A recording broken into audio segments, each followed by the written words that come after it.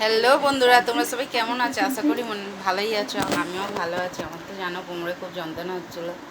আর সকালের নাস্তাতে জানো তো লুচি আর আলুর দম খাওয়াইছিলো, ভালো লাগছিল না, রান্না করেছি। আজকে এই দেখো বন্ধুরা, পুঁই শাক ভাজা করেছি রসুন দিয়ে, পেঁয়াজ দিয়ে, শুকনো লঙ্কা দিয়ে।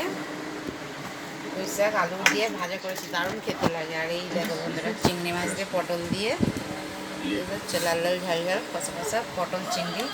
আর এই দেখো বন্ধুরা, এই যে আমরা চাটনি, আজকে এই মেনু।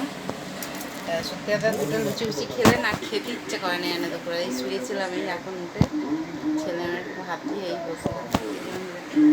আর আশা করি 3টে বাজে তোমাদের খাওয়াই হয়ে গেছে। 3টে মানে আমি 1:30 থেকে 2টো হওয়া মানে আমার যেন মনে হয় যেন অফ টাইম হয়ে গেছে। কিন্তু কিছু করার নেই, ভালো লেগে বলে যেন খেতে উঠেনি। ঠিক আছে, চলো বন্ধুরা তাহলে খেয়ে নিই। ঠিক আছে, কে কে এরকম পুঁই শাক ভাজা খেয়েছো কি কোনো দিন? এরকম পুঁই শাক চচ্চড়ি অনেকে খেয়েছো, পুঁই শাক ভাজা খেয়েছো কি? পুঁই শাক ভাজা যদি খেয়ে থাকো অবশ্যই কমেন্ট করে জানাবে কেমন লাগে। আমার তো দারুণ লাগে, দারুণ দারুণ। পেঁপে খাবে তো চলে আসো। ঠিক আছে, চলো ভিডিওটা স্কিপ করো না, দেখতে থাকো।